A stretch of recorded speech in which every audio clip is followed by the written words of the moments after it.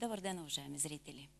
Ето, че отново е събота след обед. Аз съм Райна Манджукова и с огромно удоволствие отново съм в студиото на телевизия СКАТ, за да бъда с вас, зрителите на Облачеле бяло и този нов сезон. Ето, че дойде и месец септември, дойде с есенните цветя в нашите градини, дойде с новите надежди за по-хубави неща, които да ни се случат през идващата учебна година, защото бъдещето, така се е случило, го правим не само на нова година, си го планираме, но и покрай нашите деца, които тръгват на училище през този септември. Като че ли и всички ние планираме своя живот от септември нататък. Месец септември е свързан и с най-вече с началото на учебната година, с първия учебен ден на нашите деца и разбира се, това е не само в България, но и навсякъде по света. Нещо повече, днес сме 10 септември и в някои части по света учениците вече са от няколко дни на училище. Повечето от вас знаят, че учебната година започва на 1 септември в училищата в Република Сърбия, както и в Украйна и в Молдова. Така че в началото на това предаване искам да използвам възможността да им честитя началото на новата учебна година, да им пожелая нови успехи в покоряването на страната на знанията, защото само грамотният човек, само образованият човек може да бъде истински свободен. В по-нататъчните издания на Облачеле бяло ще имам възможност да ви покажа и началото на учебната година в моето родно село, в село Караклия, Украйна, както и на други места, откъдето очаквам материали. А в повечето неделни училища, българските неделни училища по света, учебната година започва именно днес, уважаеми зрители, на 10 септември, защото повечето от тях, както ви е известно, са съботно-неделни училища. Така, днес обещала съм специално да поздравя преподавателите и децата в Българския образователен център Азбуки Веди към Всеукраинската българска организация Конгрес на българите в Украйна, който днес и утре открива врати за учениците в 4 града – в Одеса, Иличовск, Измаил и Болград. Образователният център Азбуки Веди, имаме снимки, както винаги. Техните снимки са много ярки и много... Ето, имате възможност да видите някои от тези снимки. Тази година образователният център Азбуки Веди открива врати за над 200 деца. Над 200 българчета, уважаеми зрители, този 10 септември ще имат възможност да изучават български език в градовете Измаил, Одеса, Болград и Иличовск. Особено ценно това е за Иличовск и Одеса, защото, припомням на тези от вас, които не го знаят, това са полиси с много националности. Българите там не са мнозинство и в училищата, в обикновените училища, тези деца учат на руски или на украински, в повечето случаи, език. А възможността да научат книжовния, хубавия книжовен български език е само в неделните училища, каквото е и училището Азбуки Веди. Също така, първата снимка, която видяхте, всъщност не беше от Одеса, а беше от малкото българско училище в Чикаго, което също открива днес врати за своите ученици за втори път. Това е едно от най-младите училища в Чикаго, където училищата са вече около 20. Също така, днес и то също в 16 часа открива врати училището Кирил и Методий в Париж. 16 часа вече мина, само че заради часовата разлика, в Париж все още не е 4 часа и учениците и учителите са в очакване да забия първия училищен звънец, но ние с огромно удоволствие ги поздравяваме, както и училището Слънчогледи от Чикаго. И това, уважаеми зрители, са само тези, за които аз имам изрична информация, че днес започва учебната година там. Убедена съм, че на много други места по света също днес започват работа неделните училища и разбира се, че в продължение на идните месеци вие, зрителите на Облаче ли бяло, ще имате възможност да видите както кадри и снимки от откриването на учебната година, така и да бъдете съпричастни на всичко, което се случва в тези огнища на българщината. А и тъй като повторението на предаването Облаче ли бяло е в четвъртък, всички вие знаете, а идният четвъртък е 15 септември, денят, в който започват работата училища в България. Затова с огромно удоволствие отправям този поздрав, който съм подготвила за всички деца на България, в България и извън нейните граници, за всички деца, които вече са тръгнали, днес тръгват или на 15 септември ще престъпят прага на любимите си училища. Нека този поздрав бъде за всички нас.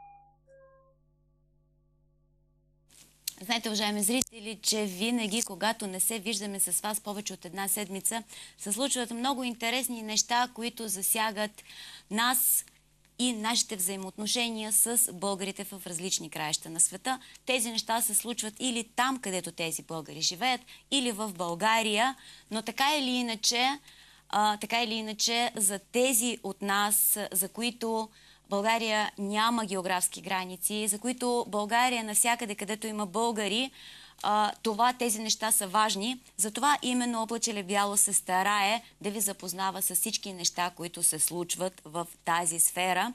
И така през изминалите няколко седмици наистина е имало много събития, които засягат нашите сънародници по света. Повечето от вас са видели миналата събота в предаването от българско по българско участието на прекрасния фолклорен ансамбъл от село Заря, или както е старото му име Камчик, в Украйна, в пределите на сегашна Украйна. И други сънародници от Украйна са ни гостували в рамките на изминалия месец тук в България. Едни от тях са ученици и учители от същото това училище Азбуки Веди, за което ви казах преди малко. Също така младежите от българската младежка организация Актив, клуб Актив, с който също съм запознавала зрителите на Облаче ли бяло, и редовните зрители сигурно си спомнят за тези симпатични млади хора, които искат всички по света да научат за българите в Украйна. Група от клуб Актив участва в един младежки проект тук в България и всъщност буквално вчера си заминаха, приключи тяхното гостуване в България, но по-натам също ще имаме възможност и да поговорим с тях и да разкажем как протича взаимодействието, контактите, взаимоопознаването между българските младежи в България и сънародниците ни в Украйна. Имаше и една голяма годишнина, отново става дума за Украйна. 200 години навърши от основаването си село Каменка или Ташбунар, както е старото му наименование, в Одеска област, също в пределите на Украйна. На 28 август, в Деня на Голяма Богородица, по техния календар, бе отбелязано, всъщност 28 беше последния кулминационен ден на тридневните празненства в село Каменка и за това ще имате възможност да научите в Облачеле бяло, благодарение на нашия приятел, журналистката Антонина Иванова, която работи в Одеса. Всичко това е предстоящо. Днес обаче ще се насочим на запад от България. И днес, противно на последните ни няколко предавания, в които говорихме предимно за български училища, днес темата ни ще бъде малко по-широка. Искам да ви прочета нещо, преди да ви запозная с госта си и да ви кажа каква ще е темата на предаването. Хубаво е, когато се пишат монографии за родния си край. Това е и дълг към корените, и свидетелство за културното наследство и природните дадености. Моят гост е направил нещо по-хубаво. Той е написал научно-популярен разказ, научно-популярен труд не за мястото, където е роден, а за общината, в която работи вече няколко години. И тази община не е свързана с България, с българското. Това просто е една община в съседната нам Република Сърбия. А моят гост, който също е роден в Сърбия, се казва Васко Спасов и е роден в Ниш, в Дукат, Босилеград. Всъщност аз ще дам възможност ти сам малко повече да разкажеш на зрителите за себе си, за това как те е отвела съдбата в Централна Сърбия и вече след това ще те попитам и защо си решил да пишеш книга за тази част на Сърбия, а не примерно за твоя роден край, но всичко по реда си. Първо, нека запознае зрителите с това, кой си ти и какъв е твоя път от Босилеград до Горни Милановец. Аз съм Васко Спасов, роден в Дукат, община Босилеград. След завършаването на гимназията в Босилеград, полувисше образование в Скопие, а след това получавам работа в Босна и Херцеговина, в Калесия. Обиколил се цяла Сърбия. Тогавашна Република Югославия. Тогавашна Югославия, федеративна, да. И в Вестник Политика по конкурс или по оглас, по обява, получавам работа в Горни Милановаc на 5.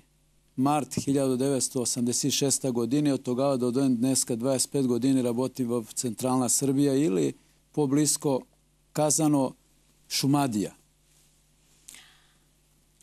Как се чувства един... на колко години си бил тогава? Сега имам 50 на 25 години. На 25 години, да. Въпреки че ти там попадаш не директно от родната българска среда в Босилеградско. Ти преди това си бил и на други места, където нямат толкова много българи. И все пак това е баш Сърбия, както се казва. Да, Централна Сърбия. Централна Сърбия. Чиста, предполагам, че ще задам въпроса, който си задават в момента всички наши зрители. Как се чувстваш там? Как те приемат хората? Аз се чувствам като и в Босилеград. Хората ме приемат естествено. Всичко, което трябва, ползвам като и останалите граждани. Možda някогаш имам и предност, како да кажем, то е приоритет или некои отстъпки. Да. Като човек от друга националност. Да. Предимства. Предимства, да, предимства. Така да при обикновените хора и аз съм обикновен. С обикновените хора? Да, никакви различия няма.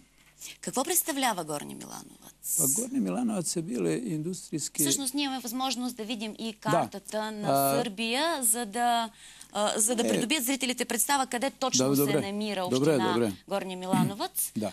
Ето, уважаеми зрители, точката, малката червена точка, това наистина е баш сърцето на Сърбия. Да, Централна Сърбия. Централна Сърбия. Сърбия и с повърхнина от 836 квадратни километра, а Града има 25.000 жителя, а общината С прилежащите села? Да, села има 32.000, али то е по данните из 2002 година.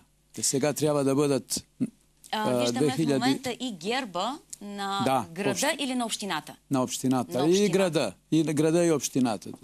За всички хора е. А това е и панорамата? Някогаш старо съдилище, а сега тук се намира библиотеката на Горни Милановец и тук е културният център. Да, и тук. Направи ми впечатление, че... А общината е там отдесно. Ние предполагам, че ще видим, ние имаме и други снимки, но ми направи впечатление, че когато в Google напишеш Горни Милановец, най-много тази снимка излиза. Явно е най-ползваната така. Най-старата снимка е това. Най-старата. Да, съда е основната единица. Институция. Институция на дружество. Да. И за това и Каза 32 000 с общината. За мащабите на Сърбия, това голяма община ли е или... Малка. Има и по-голяма, има и по-малки. Да. Значи... Сега... Общо взето, да. Разкажи малко повече за самата община. Какво представлява? Общината днеска представлява и културен, и туристически център, за това, що в миналото е имало доста исторически работи, които са от римски период, т.е. античко добо, па Първата световна война, Втората световна война. Тук е Милановец като център. В Милановец се започна нова Сърбия, или, както казват, модерна Сърбия. Тук е въздигнато второто сръбско въстание 1815 година и след това второто и тия получават самоуправа. Или получават самостоятелност и с някои удобствия. Всъщност, поводът да се срещнем с теб в студиото на Облачеле бяло, а и това, с което започнах предаването, е твоята книга. Колеги, може ли да покажем книгата на български език и сръбски? На български език и на сръбски език. Да. Това са двете книги. Всъщност, това е българската, а това е на сръбски език. И тя се казва "Културни ценности и природни дадености на община Горни Милановец".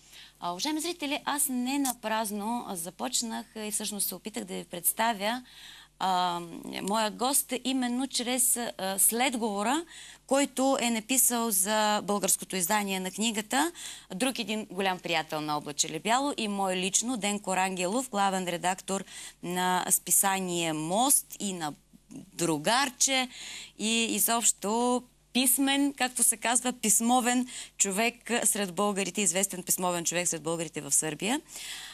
Някак си по-логично е човек да напише такова изследване за родния си край. Още повече, че тези същите забележителности, културните, природните, са свързани с България, с българското, с вашата националност, с това, което е душата ви, сърцето ви. Нормално. Не ми се иска да питам каква е била причината и все пак с какво ви привлече именно община Горни Милановец, за да направите това изследване? Община Горни Милановец за това, що аз работим 25 години тук и да остане някой печат. Второто е за това, що съм показал на хората, които са живеещи в Горни Милановец, да между тях има и българи, които си спазват майчиния език. И следващото е това, що може да ползва децата в началните училища, в 4-ти клас тази книга, може да я ползват в 7-ми клас и в 8-ми клас, и в средното училище като някой информатор или като извор със съзнания. Лично аз, така преглеждайки книгата, усетих, че така ми се стори, ще ми кажете дали съм права, че тази книга, написана от българин Да, в Сърбия, да, за една чисто сръбска община, да. опитам се да избягам от изтърканите така изрази, Да. но това наистина си един мост. Да, да, нормално. Струва ми се, Естествено. че някакси сърбите биха почувствали уважение към един българин, който е написал. Права ли съм? Да, точно така. Аз съм имал помощ от някои институции, като що са Културният център в Горни Милановац, библиотеката в Горни Милановац, туристическата агенция, общинската туристическа агенция в Горни Милановац и музея. Следващото, което подготвят Те са ви директорите, помогнали? да, с материалите, с източниците, с всичко, което съм искал, получавал съм. Сега тия подготвят и да книгата бъде представена или Презентация на книгата, представяне на книгата. Да, представяне на книгата в община Горни Милановац. Затова искам да се заблагодаря на директорите на Културния център Небойша Гойкович, на библиотеката Мира Мокрочак, на туристическата агенция Мира Миркович и на директора на музея Николич. Имаме зрител на телефона, след това ще продължим. Ало? Здравейте, чуваме ли се? Отказа се зрителят. Знае ли се вече датата на премиерата? Чакаме да учебната година започне. И тя е започнала при вас? Да, але докато учебниците, всичко с децата се свърши, Организационните моменти. След това повикателно да изпратиме по училищата и много колеги ще дойдат, па и деца, и други приятели мои. И за това да броя бъде по-голям. Повече хора. Аз още сега така ви отправям покана да ми информирате кога ще бъде премиерата на тази книга в Горни Милановац, защото много добре знаете, че предаването Облаче или бяло се гледа на много места по света, но особено в Сърбия, специално в нашите български общини Цари Брод и Босилеград. Така че може би ще има желаящи и ние ще се радваме много, ако можем да бъдем полезни, ако допринесем за разгласяването. Разбрах също така, че има нещо, което свързва община Горни Милановац с България и това не е... Това е и главната причина. Така. Точно така. Основната или главната причина е тази. Горни Милановац е побратимен с следващите общини от България. Пловдив, Плевен и Благоевград. С 3 общини. Да. И намерението им, когато хората от България дохаждат в Горни Милановац, кмета и останалите хора или чиновници да им подарят тази книга, която... При това на български. На български. Което е и знак за уважение към госта. Да, естествено. И тие ще прочетат. Тук са кратки текстовете и ще искат къде да отидат да виждат тези обекти, културно-исторически обекти, които са тук в книгата. Все още така задържам да говорим за самата книга и за самите обекти. Искам преди това да посоча, смисъл да споделя с зрителите, че вие сте завършил задочно в България, в университета, в Великотърновския университет, Свети Кирил и Методий. И всъщност тази разработка е правена под научното ръководство на наши преподаватели. Може да ги споменете, защото в Търново имаме голяма главният преподавател, при когото съм защитавал дипломната работа, е доктор Николай Мончев.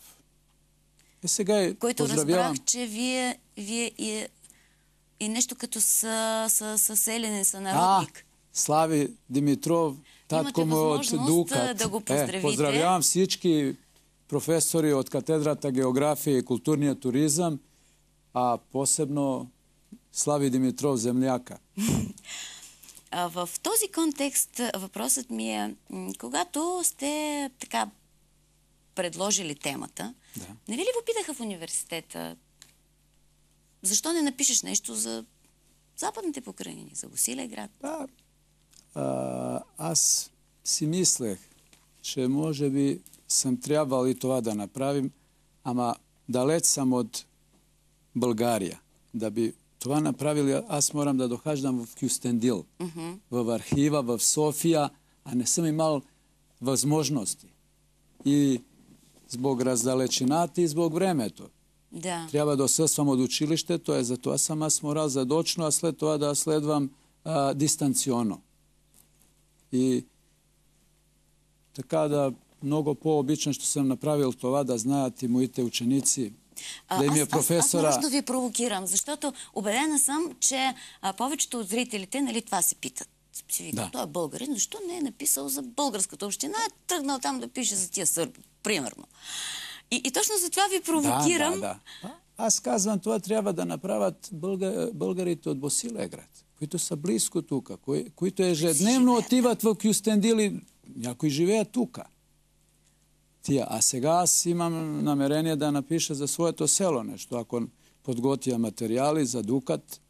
И сега колко ще бъде и какво ще бъде, това е Всъщност, за бъдеще. ние и друго пропуснахме да кажем на зрителите, че вие сте учител. Вие сте практикуващ учител по история и по география в училището в Свети Сава, Горния Милановац и Таковски устанък Таково, където имам 3 дни, работим и 2 дни и равноправни съм и история и география.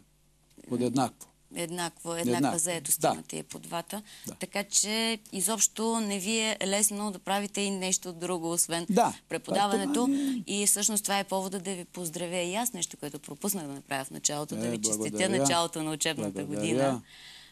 Лично аз винаги съм завиждала благородно на учителите, защото това е професията, благословена с това да вижда резултатите от своя труд на практика веднага. Резултатите се виждат, когато нашите ученици завършат факултети, постанат инженери, доктори и някои други професии. Вашите ученици, тествахте ли разработката върху своите ученици? Сега няколко книги съм подарил на моите ученици, които участват на надпреварите по история.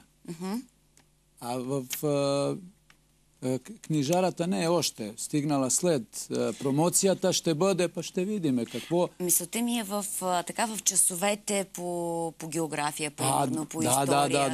Да, как да не? Мора да знаят, например, за всички държави, а нарочно за България, кои са техните продукти, производи, за розите, за розовото масло или не знам, някои други брендове, како казват днеска, бренд казват. Търговски марки. Да, марки, али по-новото. Като говорим за учениците, какъв е основният етнически състав на учениците? 100% е сръбски. На практика? Може да, по някое ромче има или някое от друга националност, али айде да кажем 99 на 100, да не бъде 100. А принципно българи има ли в общината Милановац? Така като вас, които Има няколко семейства, които също като вас... които се презиват на ова. Аз не знам, Аз знам, има 2 семейства от моето село, които са тук. Тези са българи. Един професор по музичка култура и той от Димитровград, от Цариброд. И той е българин. Вие много ме заинтригувахте с този професор и аз се надявам и той да гостува в Облачеле Бяло. Други не познавате. Смисъл, нямате някаква общност, така да се виждате? Няма. Ние не сме като някои други народи да се почитаме толкова, да сме заедно, ако знаеме, там има някой. Аз много не обичам така да обобщаваме, като по-скоро не се е намерил някой, който да ви събере. Точно така. Може и да се Точно получи. така. Трябва някой един, който да тръгне да ги търси. Първият път е най-тежко. Следващият по-лесно и после иде и това си е въпрос на инициатива. Някои като вас пишат книги, други пък се занимават с организационна работа. Явно не се е намерил още този организатор, който да ви събере българите в Милановац. И в Милановац има, и в Чачак, има в Крагуеваc доста българи. Тия, докато е работила завода на автомобилите Застава, тие се отивали на работа тук. Има които работят. Има един лекар от моето село, професор на медицинския факултет в Крагуеваc. Да. Има ни по всички градове в Сръбия. Някъде повече, някъде... Да. Просто сте пръснати. Да. И предполагам, че също няма да е тайна за зрителите, че не всички еднакво се оставят на асимилацията. Тоест някои напълно се асимилират, други като... Добре, вас какво ви е така запазило като българин? Казвам го без никаква оценка. Просто знаете, че аз съм българка от чужбина и знае, че когато един представител на една народност попадне в градска среда с преобладаваща друга националност, е много по-трудно да останеш верен на своята националност като самосъзнание, като себеусещане, отколкото в средата, където всички са такива като теб. Затова питам, на вас лично какво ви е помогнало? Аз обичам да четем. И доста съм чел книги от български списатели. И Вазов, и Дора Гаbe, и Христо Ботев, и Йордан Поп-Димитров, и останалите. А след това в по-ново време я ежедневно четем българските списания, електронни и седмичните. И всичко знам каквото се... Интернет допринася. Интернет е допринесъл за това просто да ви улесни. Да улесни всичко, Това ваше желание, което ви сте имал и преди, само че било по-трудно. Имал съм намерение да следвам география още 2 години, за това, що законите изиска така. Търса да мора да има висше образование. Аз съм имам полувише от Скопия. А всъщност висшето сега е само за историята. Само за география. Да. Полувишето е само за история. Висшето е за география и магистърската това е културният туризъм и магистърска програма. Така да имам 3 дипломи. Наставник, като казват у Сърбия, по история и география, професор по география и магистър по културен туризъм. Сложна работа.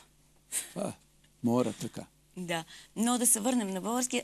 Тоест, вие сте успяли да се запазите българин чрез словото. Да. Чрез българското слово. Да. Духа оставя и облагороди се, ако човека или лицето чете. Той осъзнава и... Му се разширяват хоризонтите. Да, хоризонтите и гледката и всичко. И то е ако е духовно як, он е и физически. И ако е духовно облагороден човек, той може да бъде полезен както на земята, в която живее, така и на своята собствена националност. Да, и той по-лесно ще разбере някои работи, които се развиват в днешни времена. Ако не знае добре миналото, не е му познато и сегашното. Известно е, че който не знае миналото, не може да познае... Не може да разбере сегашното, камо ли да изгради някакво бъдеще. Какво представлява така малко повече на зрителите, да кажем, самата книга? По какъв начин е структурирана? Структурирана е първата част, това е същността на културния туризъм. Самата дума какво означава? Култура, па туризъм, па как се дели туризъма, па история на туризъма, па кои видове туризъм сега в модерно време се случват, па фактори, па ресурси и така нататък. След това основните културно-исторически обекти в Сърбия. Това са в кратки черти, който чете в някои 7-8 страни, може да прочете и да створи една картина в Сърбия, съвсем схематично, схематизирано. И може да направи една картина в главата, в мислите.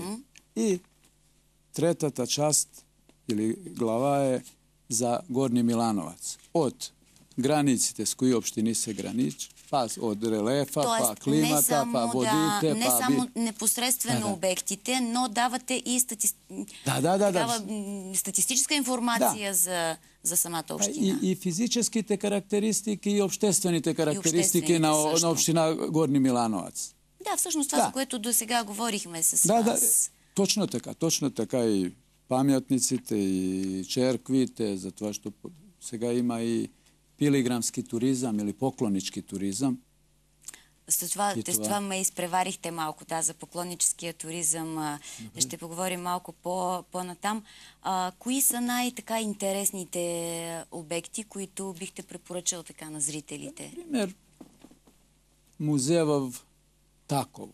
Това е музея от Второто сръбско въстание и тук има всички предмети, които са користили хората в taj период или в това време. Па има исто, може да се види рудник, планина Рудник. Тук е като въздушна баня или аеробаня. Па може да се посети... Какво значи това? Чист въздух тук за кръвните зърнца. Тоест това значи не само... Аеро е въздух. Въздушна баня.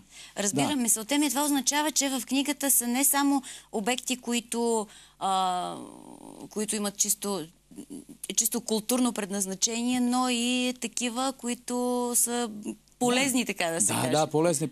Историческите обекти са от миналото, а сад културата, това си от днеска и от сегашни времена. Това, що се изграждат.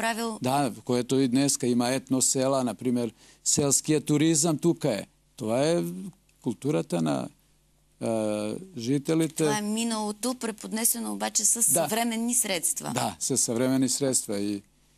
И за това е... Това развито ли е в Горни Милановац? Културният, селския туризъм, има хора, които се занимават и това се занимават няколко години уназад, има 10 години и повече.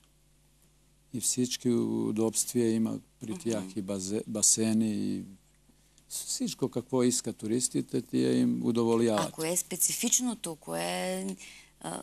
Нашия селски туризъм привлича туристите с специфичните български занаяти, ястия, начина на живот. Да, храната и спокоя. Дете се спокоя. Това са села, където няма, осим птиците, не чува се нищо. Няма ни автомобили, ни някои други. Това са селата в общината. В околията на град. В околията на град Горни Милановац. Ние имаме подготвени снимки така от по-интересните обекти, които сте засегнал в книгата. Лично ми е много интересен този хълм на мира. Малко повече да ми кажете за него. Може ли да видим снимката, колеги? Има тук. Ето това е много интересен такъв монумент, който предполагам, че е съвременен. Предполагам, че скоро е поставен. Въпросът ми е по-скоро не за самия монумент, а за това какво символизира и какво представлява този хълм на мира. Хълма на мира, това е... Тук са съхранени бойците от Първата и Втората световна война. Тук са имали тия интернирци, норвежани и много други. И затова и получили ме хълма на мира. Изпреварихте ми въпроса. Направи ми впечатление, когато преглеждах книгата ви, че непрекъснато се правят някакви връзки с Норвегия. Това ми беше много интересно, откъде идва тази връзка. Това е от войните. От войните. Първата и Втората война и сега има къща на приятелството на Сърбия и... Сръбско-норвежкото приятелство. Да, приятелство и тя също е един от обектите. Това са направили норвежаните. Едната част от къщата, това е сръбска къща селска къща, да речем, типична селска къща. А другата е викиншки брод. Или норвежаните водат потекло или потомци на викингите и то така символизира. Тук има и картина. Да, мислим. има и снимки. Да. Също така, някак си като че ли най-много място е отделено на църквите, на манастирите и така стигаме до те наречения поклоннически туризъм. До каква степен е развит? Сега е в развой, в повой, да кажа. В процес на развитие. В мащаб е да се развива в бъдещето, затова, що в Сърбия много работи са след България и тези програми, които са от Европския съюз и всичко. Така да... Една от причините това предаване да ми е любимо е, че най-вече в студиото на Облаче Лебяло можеш да чуеш, че България е по-напред от някого. Обикновено все казваме колко сме назад от едните, от другите, а тук в това студио много често се чува как България е по-напред в нещо от някого. Точно така. Аз докато съм следвал доле и отивал в Велико Търново, първо модата започва в България, па тогава дохажда в Сърбия. И аз се питам въпрос. Как може, ако е България на изток от Сърбия, ако дохажда от запада, от Париж, първо трябва в Сърбия, па тогава ако някой бренд България на есента, на пролета е в Сърбия следващата година. Точно съм запазил това. И в законите, в училищата в България, кога е Болонската декларация, сега е в Сърбия по-късно. Може година-две, не знаят точно, али по-късно е. То сигурно знам. И съответно в развитието на туризма, това беше така едно приятно отклонение, така да се каже, да се върнем на книгата. Казвате, че и в развитието на туризма, изобщо туристическия продукт, туристическите механизми, също тепърва се развиват тези неща в Сърбия. Така ли? Да, точно така. Точно така. Сега в Западна Сърбия започват хората да взимат кредити и да правят обекти, да би получили туристи от западноевропските страни. Да ги развиват като туристически обекти. Да, като да ползват парите за поспешване на селския туризъм. Да. Отново все още сме в темата за поклонническия туризъм. Известно е, че сърбите поначало са като че ли доста по-религиозни от нас, българите. Заблуда ли е това? Предубеждение ли е? Или наистина е така? И в този контекст дали църквите, храмовете са им по-запазени? Отношението, личното, вътрешното отношение на хората, които живеят наоколо към тези обекти. Какво може да кажете? Некой съд да дадем не би могъл, али това е някоя мода. В социализъма не са отивали, сега тези някои отиват, овия, които са отивали, тия постоянно отиват и сега и по-рано са отивали. Въпросът ми беше по-скоро доколко това се отразява на запазването на наследството, на черквата като културно-историческо наследство. Отношението към материалната стойност. Тези ктитори, има хора, които дават пари да се възобновяват и черквите, и манастирите. Има по всички места в Сърбия. А сега и 2013 година е от 313 година, когато е признаено християнството като официална религия, то е 17 века, така дойде. И за това и много се прави, работи. Има една много интересна дървена църква като обект в книгата ви. Да. Може ли да ми кажете за нея? Ето е черквата, където е Милош Обилич повел или подигнал Второто сръбско въстание. И това е черквата, тази черква, къде е дал клетва да ще воюва с турците и да ще освободи своите сънародници. Защо така изглежда тази църква? Това е... пишете ли го в книгата или оставяте възможност само да привлечете вниманието на само такива вниманието... като мен, които да поискат да отидат и да видят защо? Когато отидат и видят каква е черквата или църквата, тогава тук има хора, които ще им пояснат всичко, кое, какво е, откъде е тръгнал, какво... Доста интересен изглед има.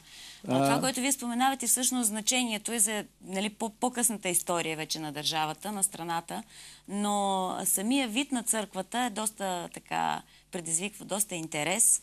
Да, за това ще е тя 1724 година правена, па е след това 1795 опожарена от турците, па е възобновена и има голямо историческо значение. Тук започва модерната сръбска история.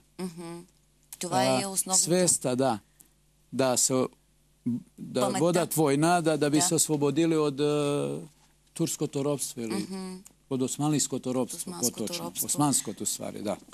Доста интересен комплекс, манастирски комплекс Врачешница. Да, то е женски. Врачешница. Да, може ли врачешница? Акцента и аз не съм точно. Да, ударението, да. Това мисля, че наистина впечатляващо е. Това е много хубав манастир и то е женски манастир. Тук хора дохаждат, тук се правят и веридби, тук се правят и тези венчания, да. В манастира, венчавки, да, в черквата и в манастира. И интересен. Къде се намира това? Врачешница, всъщност това е населено място или? Да, то е село. То е село, което се намира от Милановац, когато се тръгне пътя към Крагуевац. И то е, не знам, има някой може да 15 километъра, така негде. Точно. И още един обект си избрах аз от вашите. Това е църквата в Савинац. Да. То е пак улучих. Свети Сава. Или Раско Неманич, който е починал в Велико Търново, където е почивал покрай река Янтра. 40 мъченици, черквата. Свети 40 мъченици, мъченици, а след това е на Врачар покрай Белград и опожарен. А това тук е и съхранена дъщерята на Вук Караджич, който е за азбуката заслужена Сърбия. И значението е. Тук има и минерална вода. Кръстих предаването за туризма, културата и сближаването между народите. И се надявам от нашия разговор, който вече е към края си, наистина зрителите да са разбрали, че дори когато на пръв поглед нещата не са свързани с България.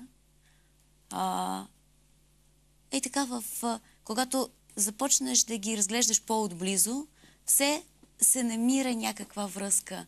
И именно тези малки връзки наистина могат да сближат две страни, два народа, да ни помогнат да се опознаем взаимно. Точно така. Аз мисля, че би трябвало да бъдем хората, които са от западните, от Босилеград, Димитроград, някоя връста амбасадори. Да. Посланици на български, точно. Да спазваме своята култура и езика, да знаеме и сръбската, където живееме. И така, аз имам намерение да хора довеждам от... на нас тук в България да ни запознавате с сръбската култура. Точно така. А сърбите да ги запознавате с българската култура. Аз имам и намерение да хората довеждам в България, например, поклоннички туризъм в Горни Милановац, има чачак 13 манастири в Западна Морава, в долината на Западна Морава, а да дойдеме, например, на Рилските манастири. Това са много хубави. Рилските езера. Или да посетиме гроба на Свети Сава, да отидеме в Велико Търново. Това е старата българска столица. И така се хората сближават и изграждат приятелства, така и запознаят съседите си. А така и на вас там в Сърбия ще ви е по-комфортно Нормално. Да се чувствате и да се запазвате българи сред Да. другите националности. Да. Сърдечно ви благодаря за това участие. Благодаря Очаквам информация за премиерата на книгата. Бъде. Може би нататък може да помислим и за премиери на книгата в Цариброд, Босилеград. Защо да не? Да. Това би имало инициативен начин да и се събуждат хората, па и тия да пишат. Не мора пишат някои научни работи. В страничката във Фейсбук, където пуснах информация за темата на днешното предаване, един от посетителите написа, че за всяко село сигурно може да бъде написана история и тя ще бъде много интересна. Точно така. И аз си мисля, че това наистина е така. Да. Благодаря ви, че се наехте с този труд да опишете един край, който не ви е роден, но ви е станал роден с всичките тези години. Нормално. Надявам се, че може би в част от зрителите сме провокирали желанието да опишат своя роден край, своето родно място, защото, уважаеми зрители, всичко това е България. Всичко това е България, нашата земя, нашата страна, която трябва да обичаме. Трябва не е хубава дума, която обичаме. Да, точно. Останете с програмата на телевизия СКАТ, а с вас ще се видим в някоя от следващите септемврийски съботи.